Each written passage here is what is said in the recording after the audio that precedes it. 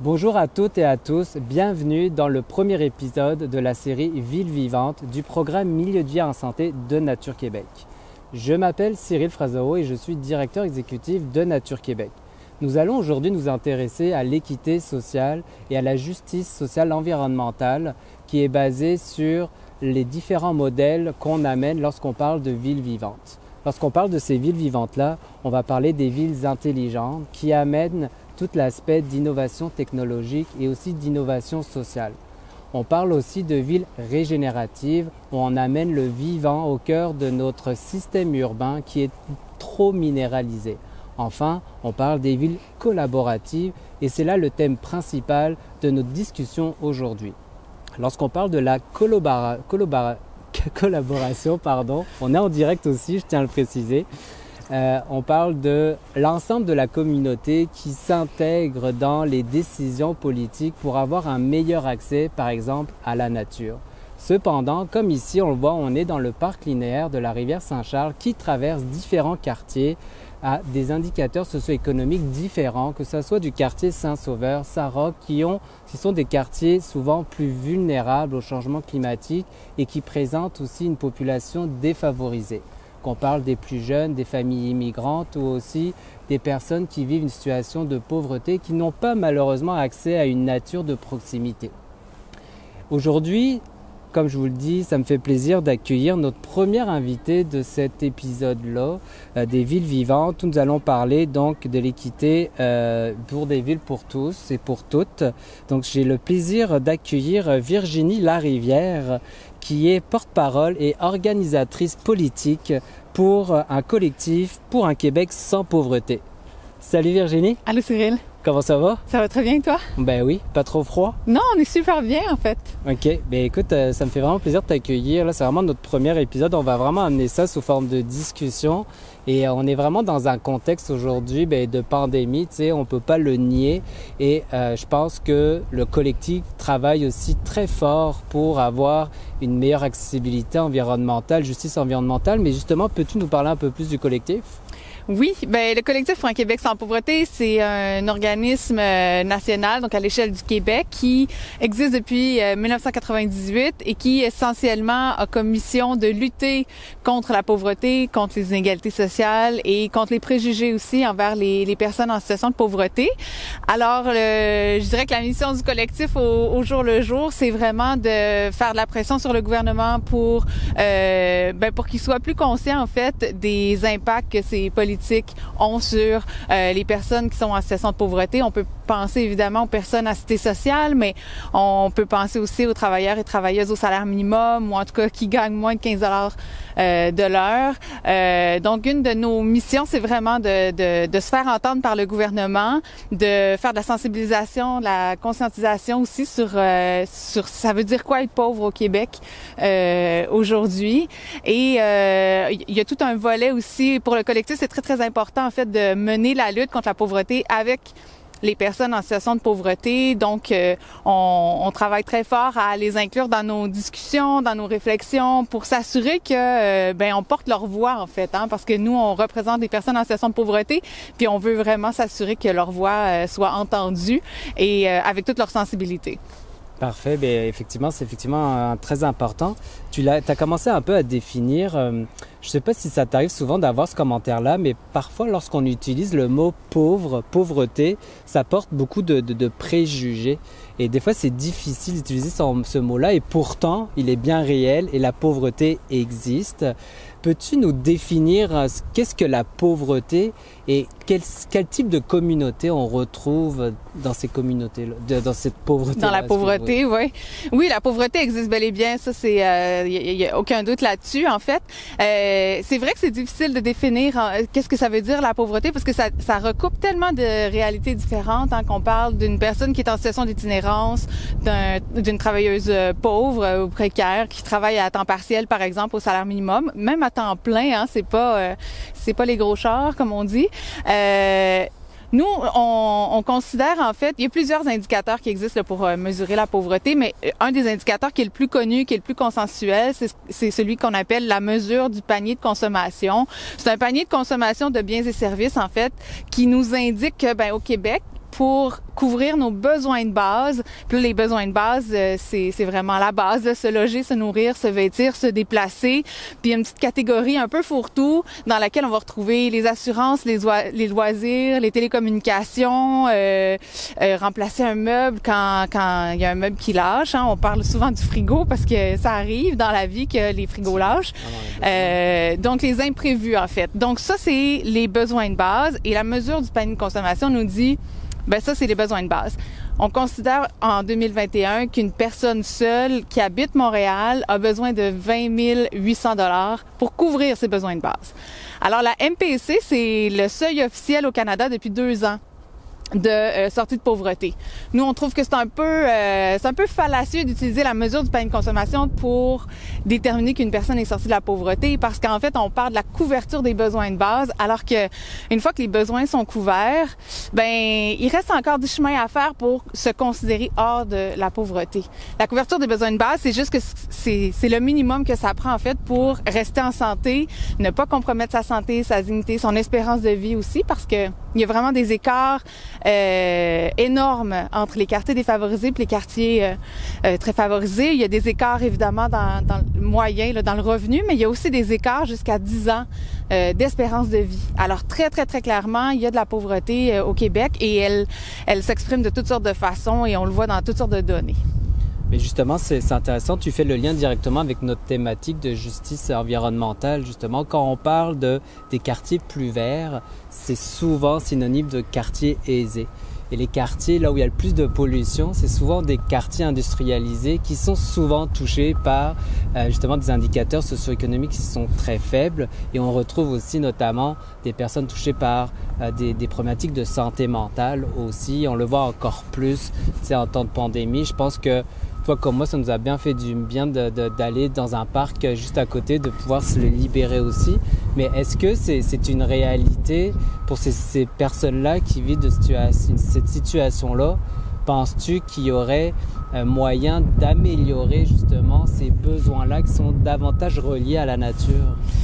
Il y a tellement de choses qu'on pourrait faire pour améliorer les quartiers défavorisés, pour aider les personnes qui sont en situation de pauvreté de façon générale. Mais si on y va très concrètement, quand on regarde les quartiers défavorisés, on va souvent se retrouver dans des secteurs qu'on va appeler des déserts alimentaires, où on va pas avoir accès à proximité à une épicerie convenable. Tu sais, on peut se trouver un petit dépanneur là qui va nous dépanner justement, mais pas d'épicerie. Donc on est obligé soit de prendre l'autobus ou de prendre le taxi ou la voiture si on en a une pour accéder donc à une épicerie convenable pour être capable de s'alimenter. Alors ça c'est une des choses qu'on pourrait faire, mais effectivement toute la question du verdissement, tu sais, c'est pas pour rien que les quartiers aisés sont pleins de parcs, il y a des arbres, c'est parce que c'est agréable, c'est vrai que ça fait du bien de se retrouver dans un parc, ça permet de se déposer. L'espérance de vie aussi dans ces quartiers-là plus aisés, on dit qu'elle est beaucoup plus augmentée lorsque tu vis dans une situation favorable, tu sais, d'à côté d'un parc qui te permet justement de diminuer les maladies chroniques, tu sais, des maladies chroniques de santé mentale, mais aussi de maladies cardiovasculaires qui permettent à ces gens-là plus aisés d'aller faire, c'est leur jogging et de pouvoir avoir une meilleure condition. Mais cette accessibilité-là dans ces quartiers défavorisés, mais j'imagine que c'est plus difficile là, d'avoir ces conditions-là. Ben, c'est sûr, c'est difficile de limiter, par exemple, les effets de la santé, les impacts de la pauvreté sur la santé mentale et physique qu'à la proximité d'un parc. C'est sûr que ça joue, c'est sûr que ça fait du bien d'avoir un parc à proximité, de pouvoir aller faire de l'exercice ou juste se reposer, se déposer, aller lire un livre ou amener les enfants s'amuser au parc. Mais c'est ça, la pauvreté, ça a des impacts très concrets sur la santé physique et mentale parce que on mange pas assez ni en quantité ni en qualité, parce qu'on est stressé, parce qu'on sait pas si on va être capable de payer le loyer ou pas. Alors souvent, la question de la proximité des parcs ou de l'accès à la nature, ça devient une préoccupation très secondaire pour les personnes en situation de pauvreté, alors qu'on voit que ça peut avoir des effets bénéfiques d'apaisement, du stress et tout ça. Mais Tu sais, quand les personnes qui sont dans les quartiers très favorisés, par exemple, sont en santé, c'est peut-être parce qu'ils ont des parcs à proximité, mais c'est surtout, je pense, parce qu'ils ont les moyens de consulter, par exemple, des spécialistes quand ils ont besoin de services, parce qu'ils ont les moyens aussi de s'offrir ce qu'ils ont envie de manger. Okay. Donc, il y a plein d'enjeux, mais effectivement, la question de l'accessibilité à la nature, ça fait très clairement partie des choses qui pourraient apaiser, en tout cas, la détresse des personnes en situation de pauvreté. Quand tu parles de désert, justement, alimentaire aussi, on voit beaucoup plus dans les aménagements qui sont justement comestibles. Est-ce que tu penses qu'il n'y a pas assez d'accès à des jardins partagés, jardins collectifs, comme on voit? Parce qu'il y a la ville qui annonce, pas que la ville de Québec, beaucoup d'autres municipalités qui annoncent justement tous ces aménagements-là, mais il y a une liste d'attente énorme. Et pour ces personnes-là, est-ce qu'il devrait avoir un critère qui soit davantage accessible pour ces gens-là, pour qu'ils aient une alimentation locale et aussi d'avoir de meilleures saines habitudes de vie? Mm-hmm. Ben c'est une question un peu complexe. En fait, il y a vraiment un engouement sur l'agriculture urbaine, sur les parcs. Puis il faut, je pense, se réjouir du fait qu'il y a cet engouement-là, qu'il y a beaucoup de gens qui se sont intéressés à avoir un lot, par exemple, dans un jardin communautaire. Après, ça reste des mesures d'apaisement. Tu sais, dans une perspective de lutte contre la pauvreté, c'est super intéressant d'avoir accès à de l'agriculture urbaine, à un lot dans un jardin communautaire. Mais ça reste des mesures d'apaisement, au sens où l'insécurité alimentaire va malheureusement pas se régler par l'agriculture urbaine ou parce qu'on a un lot dans un jardin communautaire. Ça peut aider, absolument. Je dis vraiment pas le contraire, mais c'est comme un peu les banques alimentaires. Les banques alimentaires viennent vraiment soulager, en fait, une détresse, une insécurité alimentaire qui est très réelle. Puis avec la pandémie, on l'a vu, l'insécurité alimentaire a explosé. Or, qu'est-ce qu'on fait en plein hiver avec, par exemple, des projets d'agriculture urbaine? C'est un peu plus limité. On a souvent recours aux banques alimentaires. Mais comme je le disais, ça ne fait qu'apaiser, ça soulage une situation, ça règle malheureusement pas le problème qui est le manque de revenus, en fait. Les gens qui souffrent d'insécurité alimentaire, c'est souvent parce qu'ils ont pas les moyens financiers, malheureusement, d'aller chercher ce dont ils ont besoin. Je comprends. Et tu sais, justement, là, par rapport à tout soutien financier sur plusieurs aspects, dernièrement, pendant la COVID, justement, le fédéral a offert gratuitement les parcs nationaux, justement, l'accessibilité pour améliorer cette accessibilité-là. Et souvent, on dit, c'est le fun, les gens qui n'ont pas les moyens de payer un accès, on dit, vous allez pouvoir y accéder gratuitement. Qu'est-ce que tu penses de ça? Je pense que c'est une super belle mesure, mais il y a toujours... Il y a toujours des angles morts. Moi, mon travail dans la vie, c'est de trouver ces angles morts-là et de les exposer un peu à la lumière. Alors, c'est une super belle proposition, en fait, de Parcs Canada. Mais l'angle mort, c'est l'accessibilité même au parc. Hein. Souvent, les personnes en situation de pauvreté qui habitent dans des villes ont souvent pas de voiture. Tu sais, moi, on habite Québec, hein, puis le parc de la Jacques-Cartier, il est pas très loin. Hein, c'est 30-40 minutes de voiture. C'est vraiment pas très loin, mais ça prend une voiture. C'est impensable d'aller même à l'île d'Orléans en autobus, en transport en commun. C'est un projet là, tu sais, d'une journée. Alors, en soi, c'est très bien. On peut souligner que c'est un bon coup de Parcs Canada d'offrir des passes gratuites pour les parcs. C'est vrai que en pleine année de pandémie, en plus, on a senti un engouement assez fabuleux pour ces cartes-là, mais voilà, ça met de côté des gens qui n'ont pas de voiture, qui n'ont pas l'accessibilité même de se rendre au parc. Alors, c'est un problème. Puis à Québec, il y a pas très longtemps, je pense que c'était en 2019 que ça se passait, le parc des Chutes Montmorency, hein, qui est un magnifique site. Je pense que c'est un des sites les plus parcourus par les touristes. Et par les résidents de la ville de Québec aussi, par ailleurs. C'est vraiment un parc magnifique. Et donc, la CEPAC a décidé d'aller de l'avant avec un projet de tarification pour accéder, pour entrer sur le site. Alors, il y a eu une levée de bouclier et la CEPAC a décidé de jongler un peu avec sa tarification. Donc, là, la population limitrophe à proximité du parc a accès. Mais il faut montrer patte blanche en montrant une preuve de résidence d'adresse pour accéder au parc de façon gratuite, mais c'est une drôle de façon en fait de penser à la nature. c'est une drôle de façon d'imaginer l'accessibilité à la nature en mettant des grilles tarifaires, c'est toujours des épreuves, en fait. Quand on est en situation de pauvreté, payer 4, 5, 6 $ pour accéder à un parc, ça peut vouloir dire que... Puis si on ajoute à ça les billets d'autobus, ça peut vouloir dire tout simplement qu'on peut pas y aller parce qu'on n'a pas les moyens. Quand on est à l'aide sociale, on a une prestation de 700 $ par mois. Alors si aller au parc, ça nous coûte, on va pas y aller. Dans ce cas-là, ça me fait penser, tu sais, quand on parle de services essentiels, tu sais, qu'il te faut un minimum, quand tu parles de la base, est-ce que la nature, justement, cette accessibilité-là, une nature de proximité, devrait être considérée comme un bien essentiel, tu sais, un service public aussi, gratuit bien sûr, mais tout ce qui va avec, c'est-à-dire qu'une accessibilité pour se rendre par contre, par exemple, au parc du Bois de Coulonges, il faut y aller en autobus, il faut payer son billet. Est-ce que dans ce cas-là, les transports en commun devraient être justement portés à être gratuits, tu sais, pour avoir cette meilleure accessibilité-là? Absolument, absolument. Si on décidait de mettre, si on avait la volonté politique en fait de développer des services de transport collectif gratuits puis efficaces aussi, parce que tu sais il y a toujours une compétition entre la voiture puis les services de transport collectif. Si on mettait vraiment les ressources nécessaires pour développer des services de transport collectif gratuits et efficaces, ben moi je suis convaincue que les gens se déplaceraient davantage puis ça faciliterait très certainement l'accès à la nature. Moi je pense que il faut que ça passe par des réseaux de transport collectif gratuits. La gratuité de ces services-là est super importante parce que on se dit, bon, un billet à 3,50 $, 3,75 $, bon, c'est pas la mer à boire. Oui, mais un aller-retour, c'est 7 $. Ça marche pas dans un budget surtout serré. Qu'on a une famille aussi, j'imagine. Oui. Tu sais, c'est encore plus complexe. Oui, voilà. C'est vraiment complexe. Hein. C'est une question... tout simple de budget, ça rentre pas dans le budget d'une personne en situation de pauvreté.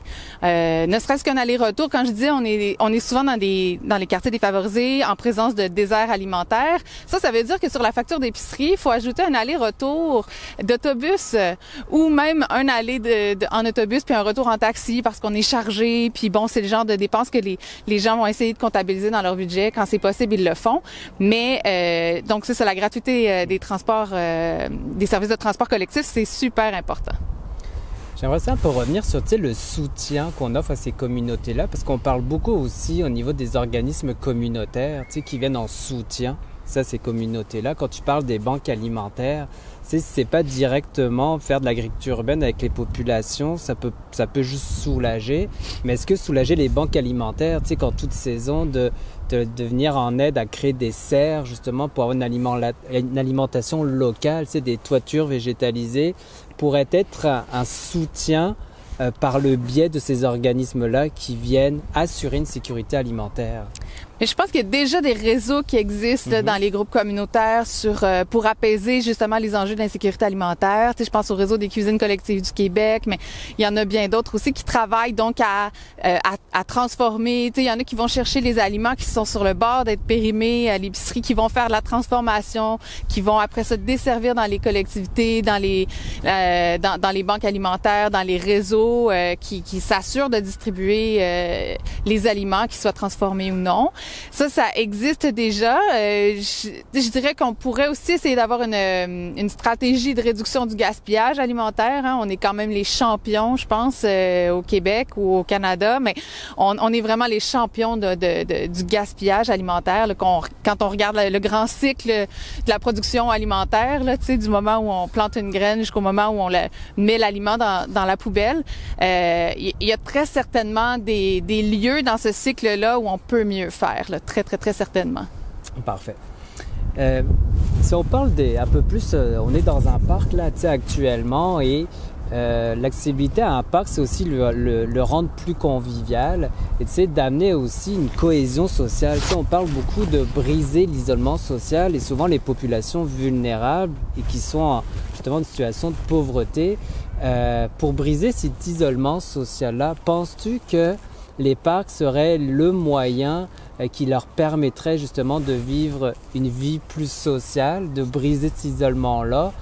Il y a cette question-là, et quand on parle aussi de l'itinérance, on veut aussi ramener une convivialité, inclure, mais on veut aussi exclure une partie de la population. Ça te fait c'est beaucoup complexe. de questions, hein? Oui, ça fait. C'est des grosses questions. La mixité sociale, c'est quand même. C'est une drôle d'affaire. On a du mal à bien faire ça, la mixité sociale, puis on le voit bien dans les quartiers dits populaires qui se gentrifient. On va gentrifier souvent en disant que ça va faire de la mixité sociale, mais finalement dans les faits, on se rend compte qu'il y a beaucoup de mécanismes d'exclusion. Juste par le phénomène lui-même de la gentrification, il y a des phénomènes d'exclusion. Oui, les parcs puis l'accès à la nature, c'est clair que ça peut aider à tisser un meilleur tissu social et tout ça, mais faudrait pas penser que ça va régler magiquement toute la question de la mixité sociale ou les problèmes qui sont engendrés par la gentrification. Mais puis tu sais, je pense que à une échelle nationale, si on a envie de penser à une meilleure inclusion sociale, il faut penser à augmenter les revenus des personnes en situation de pauvreté. Les gens sont comme de facto exclus parce qu'ils sont pauvres, parce qu'ils n'ont pas les moyens de se préparer un beau pique-nique à aller manger au parc en famille, puis qu'ils vont pas se retrouver nécessairement non plus, ils vont pas se voir parmi des gens plus aisés, ils vont pas se retrouver, alors il y a des phénomènes d'auto-exclusion, tu sais, les gens internalisent qu'ils font pas partie de la bande, et ça c'est dramatique. Ça, c'est ça qu'il faut combattre. Il faut augmenter les revenus des personnes en situation de pauvreté. Il faut continuer à combattre la question des préjugés envers les personnes en situation de pauvreté. Comprendre ça veut dire quoi être pauvre. Ça veut dire quoi pas arriver, pas manger à sa faim, se priver tout le temps, s'auto-exclure, décider de rester chez soi pour éviter le regard de l'autre, par exemple. Alors, c'est des grosses questions, effectivement. Puis je te donne des grandes réponses dans les grandes lignes, mais il y a beaucoup de choses à prendre en compte, en fait, là, si on veut faire de la bonne ou de la vraie mixité sociale, mettons. Je comprends. Ce que j'entends beaucoup, c'est que l'un va pas sans l'autre, hein. C'est comme augmenter les revenus. Ça permettrait aussi d'avoir une meilleure accessibilité à la nature aussi et d'améliorer la santé aussi de tous là-dedans. Mais oui, comprends. vraiment. C'est sûr que c'est ça.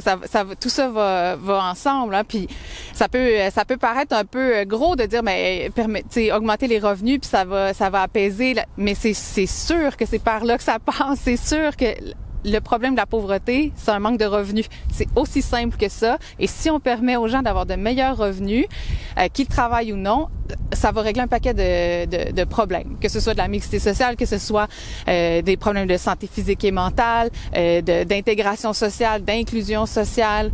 On a tendance dans les phénomènes de gentrification, à vouloir tasser des populations qu'on dit marginalisées, ou tout ça, comme si ça allait régler le problème. Puis on l'a vu avec la pandémie, là, cet automne à Montréal, le campement de Notre-Dame, on a vu qu'il y a une pénurie de logements. La pandémie a exacerbé la situation. Les loyers sont hors de prix. Les gens se retrouvent à la rue.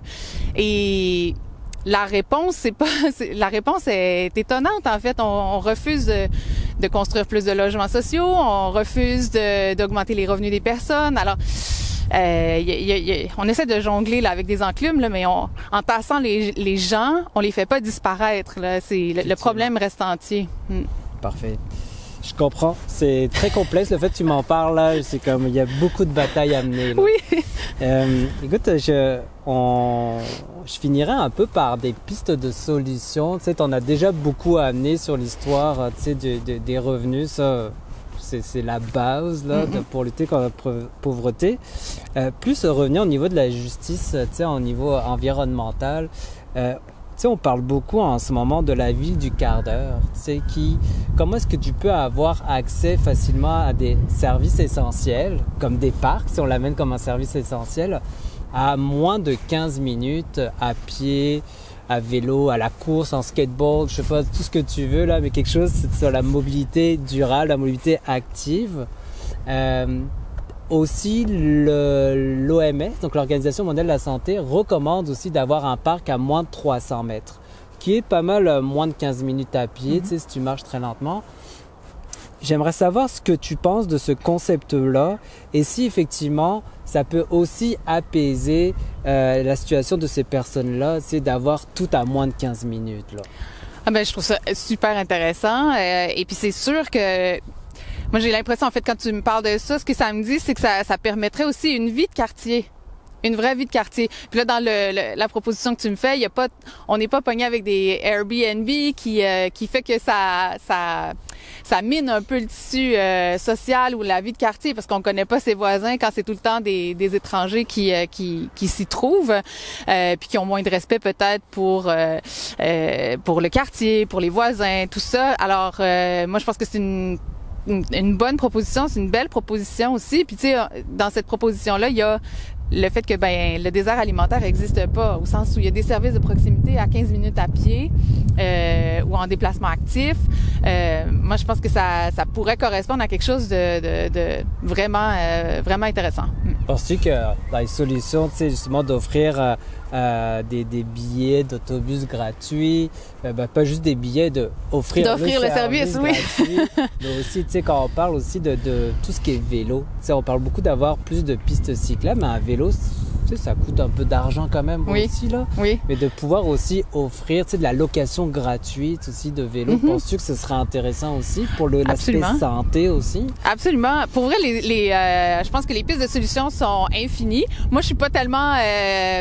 c'est rare que je réfléchisse aux questions vraiment à l'échelle du quartier, par exemple, mais ce que tu me dis là, je trouve ça vraiment intéressant. Effectivement, plus il y a de services, en fait, à la disposition des gens, plus il y a des ressources aussi, plus les choses risquent de fonctionner, plus les gens risquent de dire oui. Tu sais, on le voit là avec la pandémie, comment il y a un engouement sur à peu près tout. Hein? En hiver, là, tout le monde est sur le ski de fond. Là, c'est comme tout le monde vient de découvrir le ski de fond. Il y en a plus nulle part, impossible d'en acheter. Les vélos, c'est la même chose. Alors moi, je pense que si on met à disposition des ressources, c'est sûr que les gens vont les utiliser. C'est une super bonne idée. Et c'est ce qui fait que c'est des villes vivantes qui incluent tout le monde. Écoute, merci, je trouve que c'était une belle conclusion de ça. Merci infiniment, Virginie. C'était vraiment le fun de te parler de ça et de ce contexte-là qu'on ne peut pas le nier, on ne peut pas l'effacer. C'est là, c'est présent et il faut prendre des mesures qui soient même strictes, tu sais, envers les politiques et que le gouvernement doit effectivement mettre en place ces solutions-là, autant au niveau environnemental, mais toute cette justice sociale-là. Je finirai aussi par présenter, ou tu vas me présenter, donc le collectif qui a pour la journée du 8 mars, la journée internationale des droits de la femme, vous avez fait un balado. Oui, on a fait un petit balado. Enfin, on a fait un outil qui s'appelle Femmes, inégalité et pauvreté qui met de l'avant en fait des données liées à la pauvreté vécue par les femmes, aux inégalités vécues par les femmes, inégalités entre les hommes et les femmes, mais aussi entre les femmes elles-mêmes. On part pas toutes à la même place dans la vie. Puis pour accompagner l'outil qui est très aride parce qu'il y a beaucoup de données, il y a beaucoup d'illustrations aussi. C'est pas si aride que ça, mais on a décidé de faire un balado pour donner un petit visage humain en fait aux données. Alors c'est un balado qu'on peut trouver sur notre site internet, sur notre page Facebook. On peut entendre 4 intervenantes et 3 personnes en situation de pauvreté qui témoignent de leur vécu au quotidien. Qu'est-ce que ça veut dire être une femme en situation de pauvreté? Parfait. Ben voilà, chers internautes, je vous recommande vivement ce balado que je n'ai pas encore écouté, mais que je vais écouter aussi. Merci beaucoup de nous avoir écoutés jusqu'au bout pour ce premier épisode des Villes Vivantes. Je vous invite à aimer notre page Facebook, que ce soit celle de Nature Québec ou celle de Milieu de vie en santé, et aussi à vous inscrire aux infolettres pour connaître plus sur les prochains épisodes. Le prochain arrivera donc ce printemps-là. Donc en attendant, je vous souhaite de passer un bon moment, que ce soit en soirée ou en journée, et surtout restez en santé. Merci beaucoup. Merci Virginie.